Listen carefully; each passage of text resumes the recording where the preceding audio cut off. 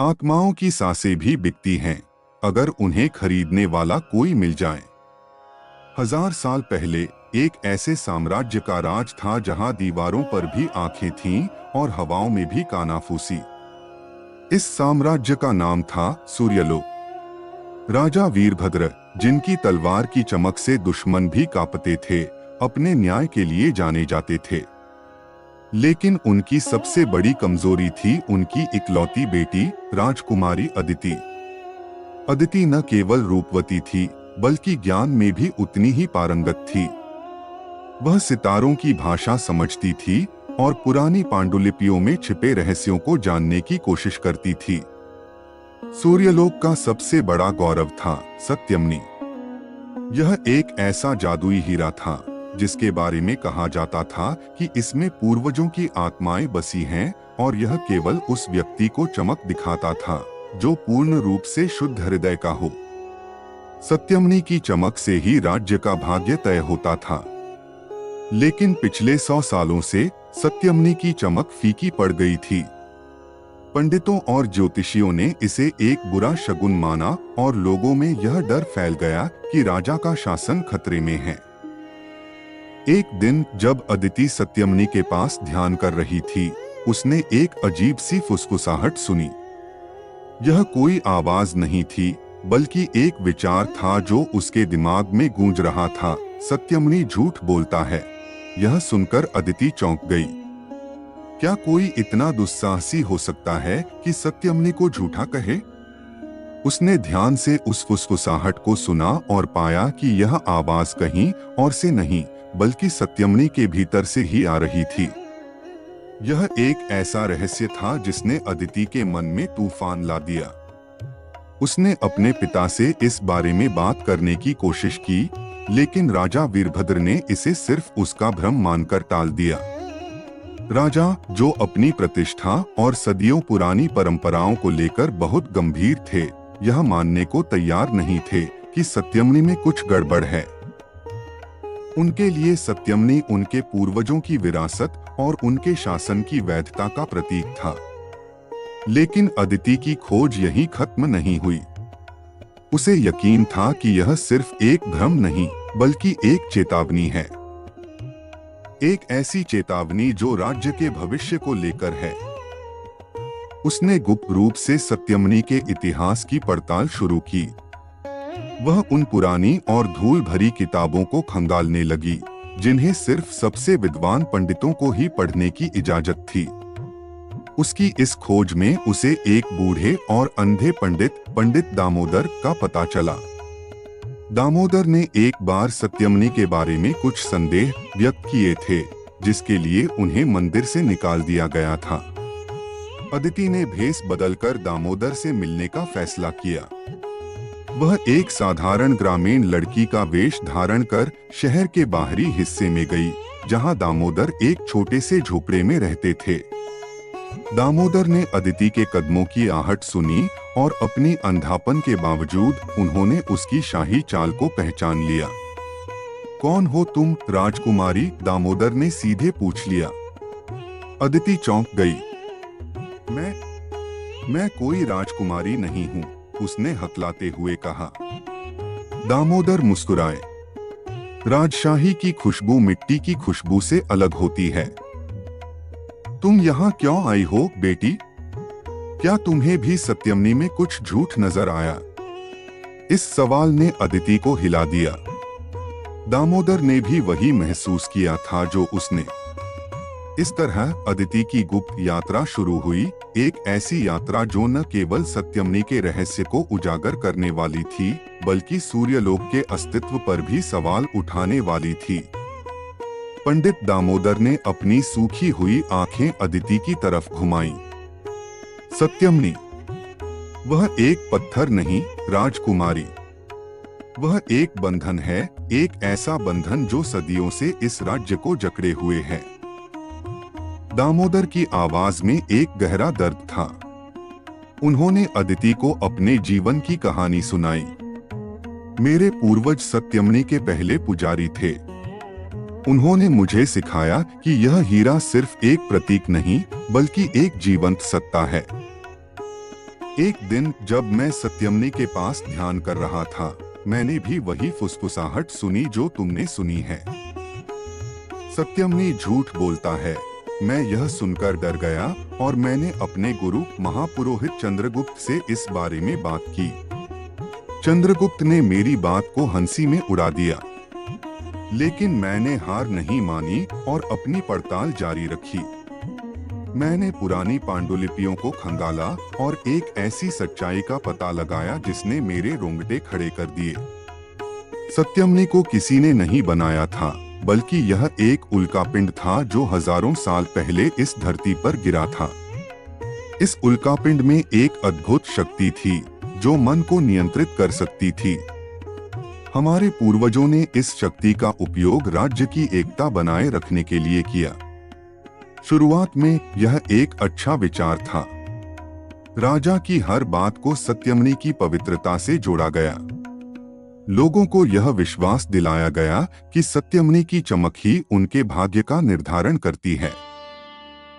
लेकिन धीरे धीरे इस नियंत्रण ने अपनी सीमाएं पार कर ली।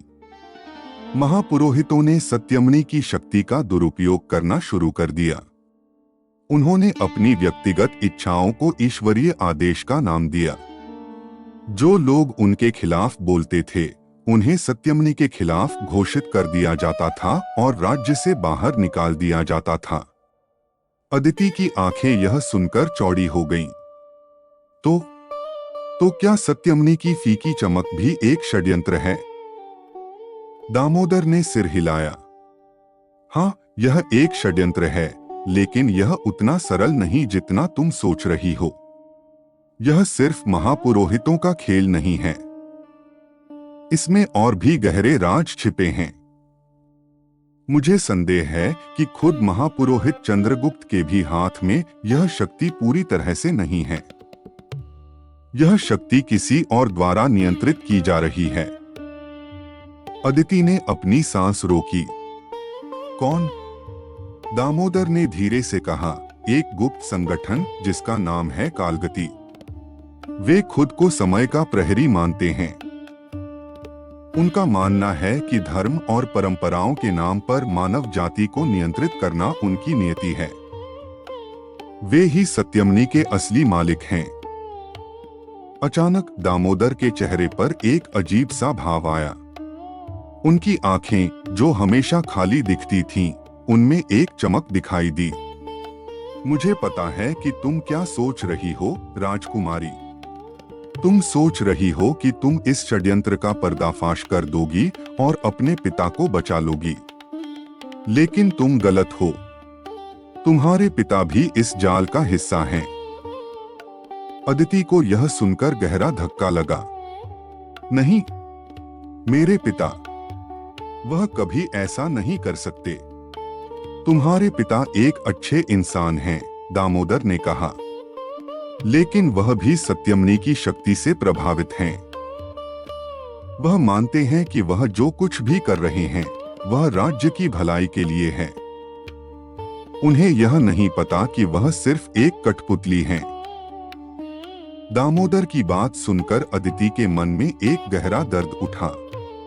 क्या उसका पूरा जीवन एक झूठ था? क्या वह हमेशा एक ऐसे राज्य में जी रही थी जहां न्याय और धर्म सिर्फ एक दिखावा था? दामोदर ने अपनी बात जारी रखी। कालगति का असली मकसद सत्यमनी की ऊर्जा को पूरी तरह से सोखना है। वे इसे आत्माओं का संग्रह कहते हैं।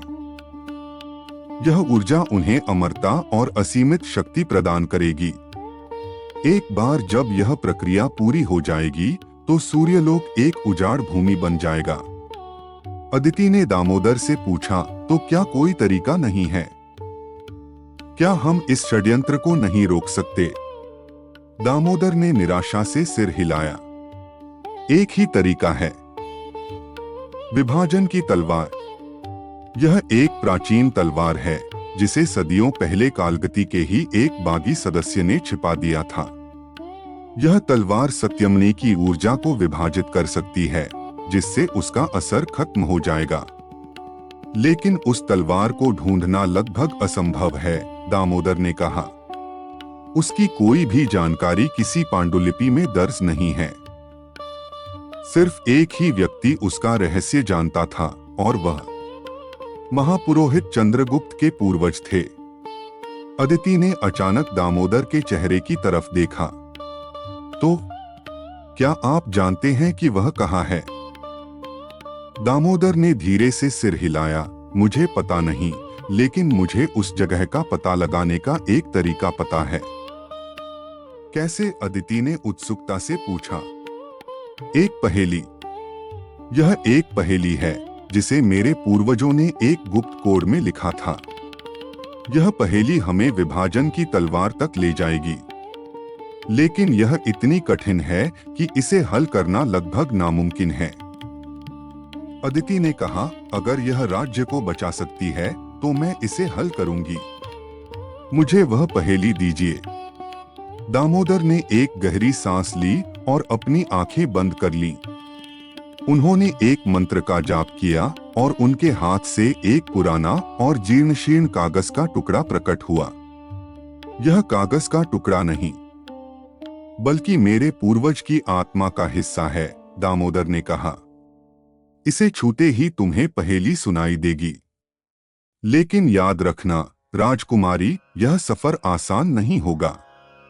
इस रास्ते पर हर कदम पर तुम्हें धोखे और षड्यंत्र मिलेंगे। तुम्हें न केवल दूसरों पर बल्कि खुद पर भी संदेह करना होगा। अदिति ने कागज का टुकड़ा अपने हाथ में लिया और उसकी हथेलियों में एक हल्की सी कंपन महसूस हुई। उसकी आंखें बंद हो गईं और उसके दिमाग में एक आवाज गूंजी, पहाड़ की परछाई में छिपा, जहां सूरज की किरणें नहीं जाती। पत्थरों में कैद एक राज जो हवाओं में भी नहीं आता।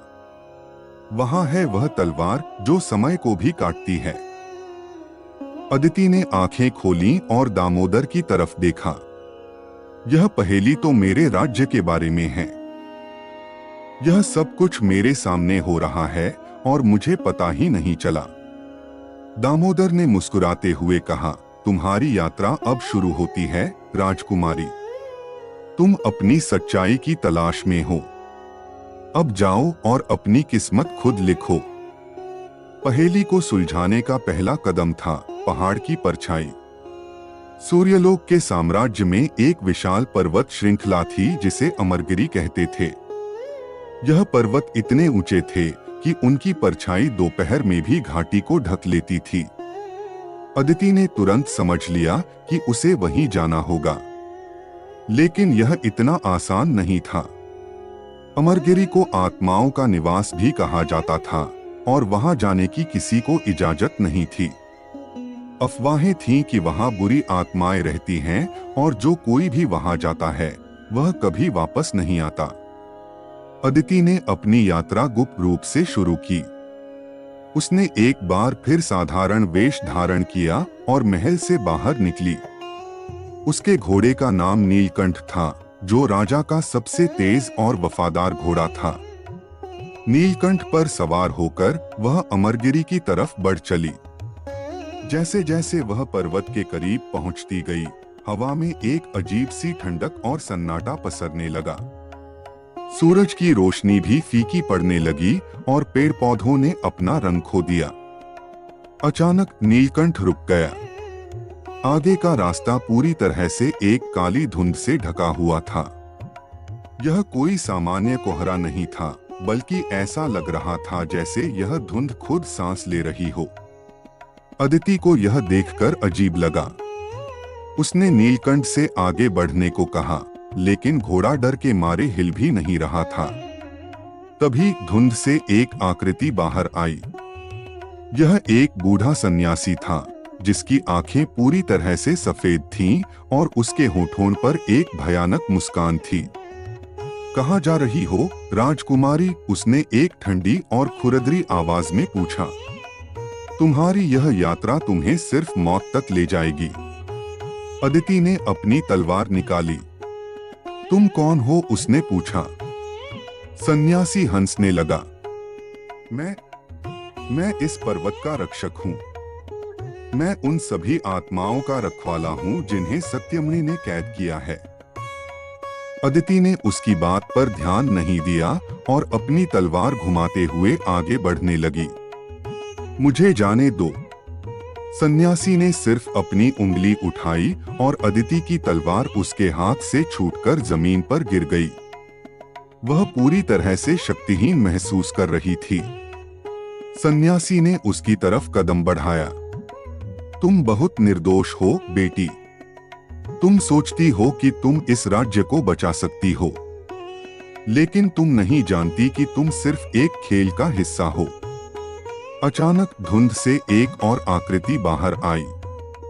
यह एक सुंदर और युवा लड़की थी जिसकी आंखें अदिति की तरह थीं, लेकिन उनमें एक अजीब सी उदासी थी। उसे जाने दो, उसने सन्यासी से कहा। सन्यासी ने गुस्से में उसकी तरफ देखा। तुम यहाँ क्या कर रही हो मृगनयनी? तुम्हें अपने दायरे में रहना चाहिए। मृगनयनी ने सिर्फ मुस्कुराया। मेरा दायरा अब बहुत बड़ा हो गया है। मैं अब तुम्हारी कठपुतली नहीं हूं। मृगनयनी ने अदिति की तरफ देखा। तुम इस रास्ते पर अकेली नहीं चल सकती। तुम्हें एक साथी की जरूरत है। अदिति यह देखकर हैरान थी। ये दोनों कौन थे? मृगनयनी ने अपनी तरफ से एक छोटी सी लकड़ी की गुड़िया निकाली और उसे अदिति की तरफ बढ़ा दिया। यह मेरी आत्मा का एक टुकड़ा है। जब तुम खतरे में हो तो इसे जमीन पर रख देना। यह तुम्हें रास्ता दिखाएगी। सन्यासी ने गुस्से में दहाड़ लगाई। तुमने अपने ही लोगों के साथ धोखा किया है। मृगनयनी ने सिर्फ अपनी आंखें बंद कर लीं और एक मंत्र का जाप किया। उसकी आंखें चमकने लगीं और धुंध में एक रास्ता बन गया। यह रास्ता तुम्हें तुम्हारी मंजिल तक ले जाएगा, मृगनयनी ने अदिति से कहा। अब जाओ। अदिति ने बिना सोचे समझे उस रास्ते पर चलना शुरू कर दिया। वह नीलकंठ को पीछे छोड़कर चली गई। जैसे ही वह आगे बढ़ी, रास्ता उसके पीछे बंद होने लगा। वह एक ऐसी जगह पहुंच गई जहां सिर्फ पत्थर और सन्नाटा था। यह जगह इतनी भयावह थी कि हवा भी वहां से गुजरते हुए डरती थी। अचानक अदिति को एक गहरा दर्द महसूस हुआ। उसने देखा कि उसकी हथेलियों में जो कागज का टुकड़ा था वह गायब हो गया था। उसकी आंखों में आंसू आ गए। वह सोच रही थी कि क्या यह सब एक बुरा सपना था? क्या वह अपनी मंजिल तक पहुंच पाएगी? उसने हार नहीं मानी। उसने अपने कदमों की आहट को सुना और महसूस किया कि वह अकेली नहीं है। एक अजीब सी परछाई उसका पीछा कर रही थी। उसने मुड़कर देखा, लेकिन वहां कोई नहीं था। अचानक वह परछाई उसके चारों तरफ घूमने लगी और एक अजीब सी फुसफुसाहट सुनाई देने लगी। पहाड़ की परछाई में छिपा, जहां सूरज की किरणें नहीं जाती। यह वही पहेली थी जो उसे दामोदर ने सुनाई थी। परछाई ने उसे एक ऐसी जगह पर ले गई जहां दो विशाल चट्टानें एक दूसरे से सटी हुई थीं। उनके बीच एक छोटा सा रास्ता था जहां सूरज की किरणें कभी नहीं पहुंचती थीं। यह जगह इतनी अंधेरी थी कि कुछ भी दिखाई नहीं दे रहा था। अदिति ने अपनी आंखें बंद की और अपनी हिम्मत जुटाई। उसने उस छोटे से रास्ते में कदम रखा। जैसे ही वह आगे बढ़ी, एक ठंडी हवा उसके चेहरे से टकराई। वह एक ऐसी गुफा में पहुंच गई जो पूरी तरह से अंधेरी थी। उसे कुछ भी दिखाई नहीं दे रहा था, लेकिन उसे एक अजीब सी गर्मी महसूस हुई। उसने अपने हाथ को आगे बढ़ाया और एक ठंडे पत्थर से उसका हाथ टकराया। वह पत्थर चमकने लगा। वह पत्थर कोई और नहीं, बल्कि विभाजन की तलवार थी। तलवार को छूते ही अदिति के दिमाग में एक अजीब सी तस्वीरें आने लगीं। उसे ऐसा लगा जैसे वह खुद सदियों पहले वहां मौजूद थी। उसे एक राजा और एक रानी की तस्वीरें दिखाई दीं, जो तलवार के सामने प्रार्थना कर रहे थे। रानी की आंखें, जो मृगनयनी जैसी थीं, अदिति की तरफ देख रही थीं। तुम मेरी ही प्रतिकृति हो, रानी ने अदिति से कहा। तुम इस तलवार को सही हाथों में सौंपना। अचानक गुफा हिलने लगी और पत्थरों की बारिश होने लगी। अदिति ने तलवार उठाई और गुफा से बाहर निकलने की कोशिश की, लेकिन रास्ता बंद हो गया था। वह अकेली थी और उसे यह नहीं पता था कि वह अब क्या करेगी। अदिति ने अपने चारों ओर देखा। गुफा की छत से धूल और छोटे छोटे पत्थर गिर रहे थे। उसे लगा कि वह पूरी तरह से फंस चुकी है। लेकिन फिर उसे याद आया कि मृगननी ने उसे एक लकड़ी की गुड़िया दी थी। अदिति ने उसे अपनी जेब से निकाला और उसे जमीन पर रख दिया। गुड़िया तुरंत चमकने लगी और उसके अंदर से एक धीमी रोशनी निकली। यह रोशनी इतनी तेज नहीं थी कि गुफा को रोशन कर सके, लेकिन यह अदिति को एक दिशा दिखा रही थी। गुड़िया एक दीवार की तरफ इशारा कर रही थी। अदिति ने तलवार उठाई और उस दिशा में चली। जैसे ही वह उस दीवार के पास पहुंची, रोशनी तेज हो गई और गुड़िया ने हवा में उड़ना शुरू कर दिया। उसने दीवार पर एक मंत्र लिखा, जो एक पुरानी और भूली हुई भाषा में था। अदिति को वह भाषा समझ में नहीं आई, लेकिन उसे लगा कि यह भाषा उसे कहीं सुनी हुई लग रही है। उसने दीवार पर हाथ रखा और एक अजीब सी ऊर्जा महसूस हुई। दीवार हिलने लगी और एक बड़ा पत्थर नीचे गिर गया। पत्थर के पीछे एक छोटा सा रास्ता था, जो एक बड़ी गुफा की तरफ जा रहा था। अदिति ने बिना सोचे समझे उस रास्ते में कदम रखा। वह एक ऐसी गुफा में पहुंची जो पानी से भरी हुई थी। गुफा की छत से पानी टपक रहा था और यह पानी एक झील में जमा हो रहा था। झील का पानी इतना साफ था कि उसमें गुफा की छत दिख रही थी। अदिति ने झील में झांका और उसे अपनी परछाई दिखाई दी। लेकिन यह सिर्फ उसकी परछाई नहीं थी, बल्कि उसके बगल में एक और आकृति थी। यह मृगननी थी। मृगननी ने झील में ही अपनी बात कही। तुम इस गुफा में इसलिए आई हो क्योंकि तुम सच की तलाश में हो, लेकिन सच हमेशा तुम्हारी सोच से परे होता है। अदिति ने पूछा, तुम कौन हो और तुम यहाँ क्यों हो? मृगननी ने मुस्कुराते हुए कहा, मैं तुम्हारी ही आत्मा का एक हिस्सा हूँ, एक ऐसा हिस्सा जो सदियों से इस झील में कैद है। मेरा असली नाम मृगननी नहीं बल्कि सत्या है। अदिति यह सुनकर हैरान रह गई। लेकिन दामोदर ने मुझे बताया कि तुम्हारा नाम मृगननी है। दामोदर सच कह रहा था। मैं एक समय में मृगननी थी, लेकिन मैं तुम्हारी तरह एक राजकुमारी नहीं बल्कि एक साधारण लड़की थी। मैं उस राजा से प्यार करती थी जिसने इस तलवार को छुपाया था। लेकिन महापुरोहितों ने हमारे प्यार को अस्वीकार कर दिया और मुझे एक दानव का रूप दे दिया। उन्होंने मुझे एक ऐसी जगह पर कैद कर दिया जहां से मैं कभी बाहर नहीं निकल सकती थी। अदिति ने पूछा, लेकिन तुमने मुझे यहाँ क्यों बुलाया? क्योंकि तुम इस तलवार को अपने साथ ले जा सकती हो। इस तलवार को सिर्फ वही उठा सकता है जो शुद्ध हृदय का हो। लेकिन तुम इसे सिर्फ एक शर्त पर उठा सकती हो। क्या शर्त है? अदिति ने पूछा। तुम्हें अपने अतीत को छोड़ना होगा। तुम्हें वह सब कुछ भूलना होगा जो तुम अब तक जानती हो। तुम्हें यह मानना होगा कि तुम एक राजकुमारी नहीं बल्कि एक साधारण इंसान हो। अदिति के मन में एक गहरा संघर्ष शुरू हो गया। क्या वह अपने पिता, अपने महल और अपनी पहचान को छोड़ सकती थी? क्या वह इस राज्य को बचाने के लिए इतना बड़ा बलिदान दे सकती थी? तभी झील का पानी हिलने लगा और उसमें एक अजीब सी चमक दिखाई दी। यह चमक सत्यमणि की थी। तुम यहाँ क्या कर रही हो, राजकुमारी? एक गहरी आवाज ने पूछा। क्या तुम हमें धोखा देना चाहती हो? अदिति ने देखा कि सत्यमणि झील में एक परछाई के रूप में दिख रहा था।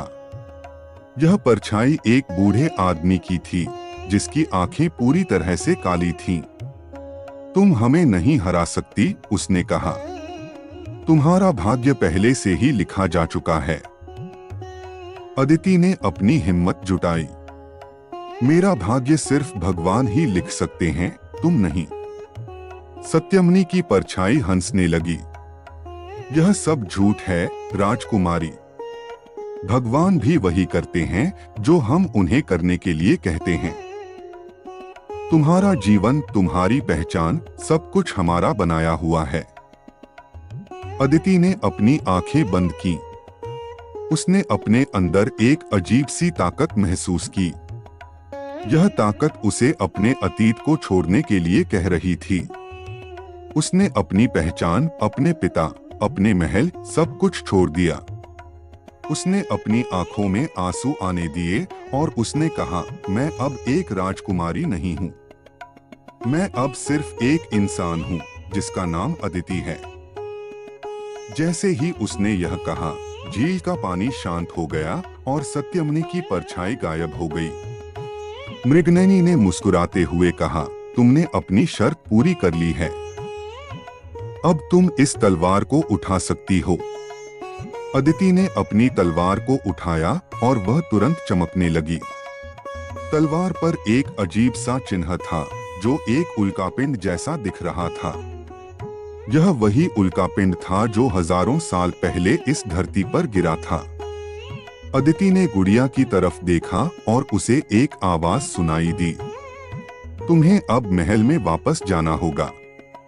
तुम्हें सत्यमनी के करीब जाना होगा और तुम्हें उसे हमेशा के लिए खत्म करना होगा। अदिति ने हाँ में सिर हिलाया। वह जानती थी कि यह सफर आसान नहीं होगा, लेकिन वह तैयार थी। वह अब सिर्फ एक राजकुमारी नहीं थी, बल्कि एक योद्धा थी जो अपनी किस्मत खुद लिख रही थी। अदिति महल में वापस लौट आई। वह अब पहले जैसी राजकुमारी नहीं थी। उसके चेहरे पर एक अजीब सी गंभीरता थी और उसकी आंखों में एक नई चमक थी। वह जानती थी कि उसे अब अपनी असलियत को छिपाना होगा, क्योंकि हर कोई उसके दुश्मन बन सकता था। उसने सीधे अपने पिता से मिलने का फैसला किया। राजा वीरभद्र, जो अपनी बेटी को इतने दिनों बाद देखकर खुश थे, ने उसे गले लगाया। लेकिन अदिति ने महसूस किया कि राजा का स्पर्श पहले जैसा नहीं था। उसमें एक अजीब सी ठंडक थी, जैसे वह किसी और के नियंत्रण में हो। तुम कहाँ गई थी बेटी? राजा ने पूछा। मैं तुम्हारे लिए बहुत चिंतित था। मैं ध्यान करने गई थी पिताश्री। मुझे लगा कि मुझे अपने भीतर के सत्य को खोजना चाहिए। राजा ने मुस्कुराते हुए कहा, तुम बहुत होशियार हो बेटी। तुम समझती हो कि सत्यमनी में ही सब कुछ है। अदिति ने देखा कि राजा की आंखें, जो हमेशा तेज और शक्तिशाली होती थीं, उनमें एक अजीब सा खालीपन था। वह सिर्फ वही कह रहे थे जो उन्हें कहने के लिए कहा गया था। अदिति ने चुपचाप सिर हिलाया। तुम अब से सत्यमनी के पास ही रहोगी, राजा ने कहा। तुम्हें उसकी सेवा करनी होगी ताकि उसकी चमक फिर से लौट सके। अदिति ने हाँ में सिर हिलाया। यह उसके लिए एक सुनहरा मौका था। वह अब सत्यमनी के सबसे करीब थी। रात हो गई थी। पूरा महल सो रहा था। अदिति चुपचाप सत्यमनी के कमरे में चली गई। वहां सिर्फ महापुरोहित चंद्रगुप्त मौजूद थे। वह सत्यमनी के सामने खड़े थे और उसके सामने कुछ मंत्रों का जाप कर रहे थे। सत्यमनी एक धीमी नीली रोशनी में चमक रहा था। चंद्रगुप्त ने अदिति को देखकर मुस्कुराया। तुम यहाँ क्या कर रही हो राजकुमारी? तुम्हें अपने कमरे में होना चाहिए। मुझे नींद नहीं आ रही थी गुरुदेव। मैं सत्यमनी को देखना चाहती थी, अदिति ने विनम्रता से कहा। चंद्रगुप्त ने सिर हिलाया। यह एक पवित्र जगह है बेटी। यहाँ सिर्फ वही आ सकते हैं जिनके दिल में सच्चाई हो। क्या आप हमेशा सच बोलते हैं गुरुदेव? अदिति ने सीधे पूछा। चंद्रगुप्त का चेहरा अचानक सख्त हो गया। तुम्हारा मतलब क्या है? कुछ नहीं गुरुदेव, मैं सिर्फ यह जानना चाहती थी कि क्या आप हमेशा सत्यमनी की ही सेवा करते हैं? चंद्रगुप्त हंसने लगे। सत्यमी ही हमारा भगवान है राजकुमारी। हम उसकी सेवा करके ही इस राज्य को बचाते हैं।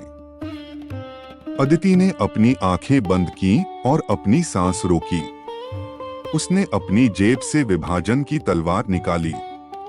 तलवार ने तुरंत एक अजीब सी रोशनी छोड़ना शुरू कर दिया, जिससे पूरा कमरा रोशन हो गया। चंद्रगुप्त यह देखकर डर गए। यह क्या है? उन्होंने हकलाते हुए पूछा। यह वह सच है जिसे आप हमेशा छिपाते रहे हैं गुरुदेव, अदिति ने कहा। चंद्रगुप्त ने अपना असली चेहरा दिखाया। उनकी आंखें पूरी तरह से काली हो गईं और उनके शरीर से एक काली धुंध निकलने लगी। वह कोई इंसान नहीं बल्कि एक राक्षस थे। तुमने यह सब कैसे पता लगाया? चंद्रगुप्त ने एक गहरी खुरदरी आवाज में पूछा। सच कभी छिपता नहीं है गुरुदेव, अदिति ने कहा। यह हमेशा अपना रास्ता बना लेता है। चंद्रगुप्त ने एक भयानक आवाज में हंसते हुए कहा, तुम बहुत भोली हो राजकुमारी। तुम सोचती हो कि तुम मुझे हरा सकती हो। तुम नहीं जानती कि तुम्हारी असली दुश्मन कौन है। अचानक चंद्रगुप्त की आंखें चमकने लगीं और उनके पीछे से एक आकृति बाहर आई। यह कोई और नहीं बल्कि राजा वीरभद्र थे। उनकी आंखें भी काली थीं और उनके चेहरे पर एक अजीब सी मुस्कान थी। मैं ही तुम्हारा असली दुश्मन हूँ, राजा ने कहा। मैं ही कालगति का मुखिया हूँ। मैं ही वह हूँ जिसने सत्यमनी को बनाया है। अदिति को यह सुनकर गहरा सदमा लगा। उसका अपना पिता ही उसका दुश्मन था। वह सोच रही थी कि क्या यह सब एक बुरा सपना था।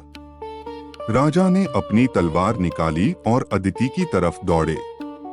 तुमने अपने ही पिता को धोखा दिया है, उन्होंने कहा। अदिति ने अपनी तलवार से राजा के वार को रोका। दोनों के बीच एक भयंकर युद्ध शुरू हो गया। अदिति यह नहीं जानती थी कि वह अपने पिता से लड़ रही है या किसी और से। अचानक राजा की आंखें एक पल के लिए सामान्य हो गईं। भाग जाओ बेटी, यह मैं नहीं हूं, उन्होंने कहा। लेकिन फिर उनकी आंखें फिर से काली हो गईं और वह फिर से लड़ना शुरू कर दिया। अदिति ने देखा कि राजा का शरीर कमजोर हो रहा था। उसे लगा कि वह अपने पिता को खो रही है।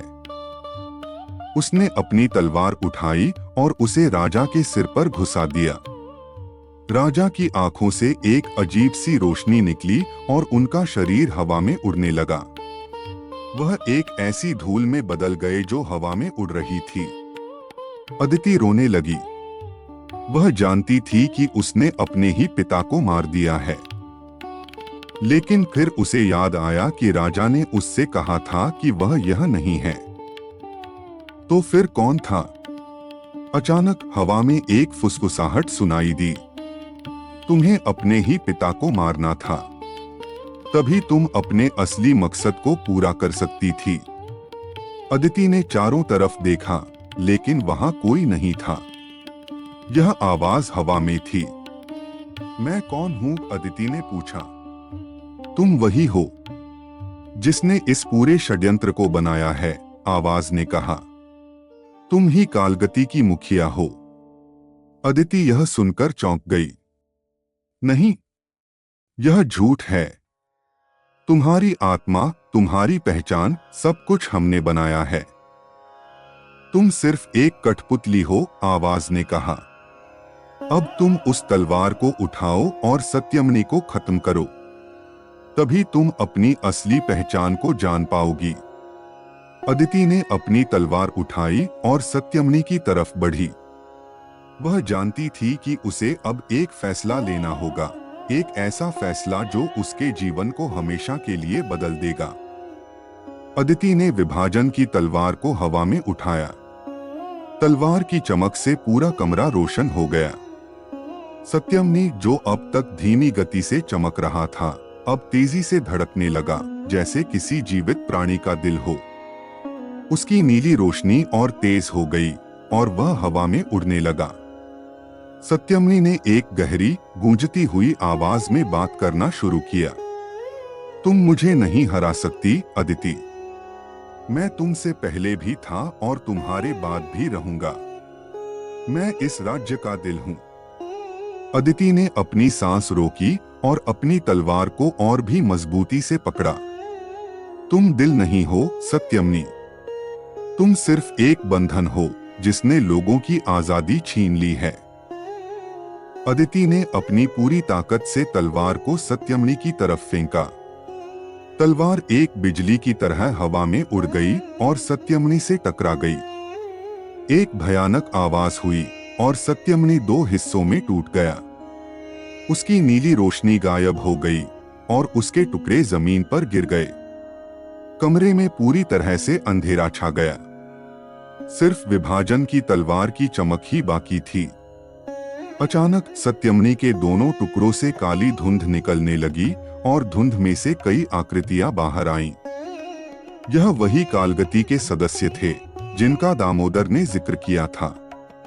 उनके नेता कोई और नहीं बल्कि महापुरोहित चंद्रगुप्त थे, जो अब अपनी असली रूप में थे, एक भयानक 3 आंखों वाला राक्षस। तुमने अपनी किस्मत को खुद चुना है, अदिति, चंद्रगुप्त ने एक भयानक आवाज में कहा। लेकिन तुम नहीं जानती कि यह तुम्हारे लिए ही एक जाल था।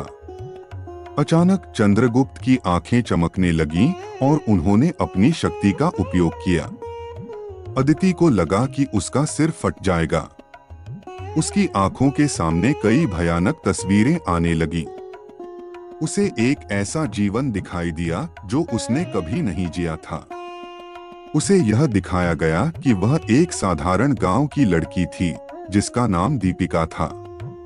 वह एक किसान की बेटी थी और उसका सपना एक दिन अपने गांव के लिए कुछ बड़ा करना था। कालगति ने उसे एक प्रयोग के लिए चुना था। उन्होंने उसकी याददाश्त मिटा दी थी और उसे एक राजकुमारी बना दिया था। उन्होंने उसे एक ऐसे जीवन में डाल दिया था जहां वह सिर्फ एक मोहरा थी। उसका पिता राजा वीरभद्र भी कालगति का सदस्य था और उसने अदिति को सिर्फ अपनी बेटी का नाटक करने के लिए पाला था। यह सब देखकर अदिति का दिल टूट गया। उसका पूरा जीवन एक झूठ था। उसका कोई अस्तित्व नहीं था। वह सिर्फ एक कठपुतली थी जिसे कालगति ने अपने मकसद को पूरा करने के लिए इस्तेमाल किया था। तुम हमें नहीं हरा सकती, अदिति, चंद्रगुप्त ने कहा। तुम सिर्फ एक साधारण लड़की हो जिसके पास कोई शक्ति नहीं है। अदिति ने अपनी आंखें बंद कर ली। उसने अपने अंदर एक अजीब सी शांति महसूस की। उसे अब कोई डर नहीं था। वह जानती थी कि वह कालगति को नहीं हरा सकती, लेकिन वह अपनी असली पहचान को नहीं छोड़ सकती थी। वह दीपिका थी, एक ऐसी लड़की जिसने एक दिन अपने गांव के लिए कुछ बड़ा करने का सपना देखा था। अदिति ने विभाजन की तलवार को जमीन पर रख दिया और अपनी आंखें खोली। उसकी आंखों में कोई डर नहीं था, बल्कि एक अजीब सी चमक थी। मैं दीपिका हूं, उसने कहा। मैं एक राजकुमारी नहीं हूं। मैं वही हूं जिसने इस राज्य के लिए कुछ बड़ा करने का सपना देखा था और मैं अपने सपने को पूरा करूंगी। यह कहकर अदिति ने अपनी पूरी ताकत से विभाजन की तलवार को उठा लिया और चंद्रगुप्त की तरफ दौड़ी। चंद्रगुप्त ने उसे देखकर हंसा। तुम क्या कर सकती हो, एक साधारण लड़की? लेकिन अदिति अब अकेली नहीं थी। उसके पीछे कई और आकृतियां थीं जो हवा में उड़ रही थीं। यह वही आत्माएं थीं जो सत्यमनी में कैद थीं। वे सब एक साथ मिलकर कालगति के सदस्यों पर हमला करने लगे। चंद्रगुप्त को यह देखकर डर लगा। वह समझ नहीं पा रहा था कि यह सब क्या हो रहा था। अदिति ने अपनी तलवार से चंद्रगुप्त पर वार किया। तलवार ने चंद्रगुप्त के शरीर को काट दिया और वह एक काली धुंध में बदल गया। सभी कालगति के सदस्य गायब हो गए। सत्यमनी के टूटे हुए टुकड़े जमीन पर पड़े थे। विभाजन की तलवार चमक रही थी। अदिति ने चारों ओर देखा। उसे लगा कि वह अब आजाद हो गई है। वह अब एक राजकुमारी नहीं बल्कि एक इंसान थी। चंद्रगुप्त और कालगति के सदस्यों के गायब होने के बाद गुफा में एक अजीब सी शांति छा गई। अदिति अकेली थी और उसके चारों ओर सिर्फ सत्यमनी के टूटे हुए टुकड़े और हवा में उड़ती हुई धूल थी, जो कभी राजा वीरभद्र का शरीर था। वह रोने लगी, लेकिन यह आंसू दुख के नहीं बल्कि आजादी के थे। उसने अपने हाथों से तलवार को छोड़ दिया और वह जमीन पर गिर गई। तभी गुफा की दीवारों पर एक अजीब सी चमक दिखाई दी। यह चमक विभाजन की तलवार की थी, जो अब एक विशाल दर्पण की तरह चमक रही थी। दर्पण में अदिति को अपना चेहरा दिखाई दिया, लेकिन यह सिर्फ उसका चेहरा नहीं था, बल्कि एक लड़की का चेहरा था, जिसका नाम दीपिका था। दीपिका की आंखों में एक अजीब सी चमक थी और वह मुस्कुरा रही थी। मैं अब आजाद हूँ, दीपिका ने कहा। मैं अब वह नहीं हूँ जो मुझे बनने के लिए कहा गया था।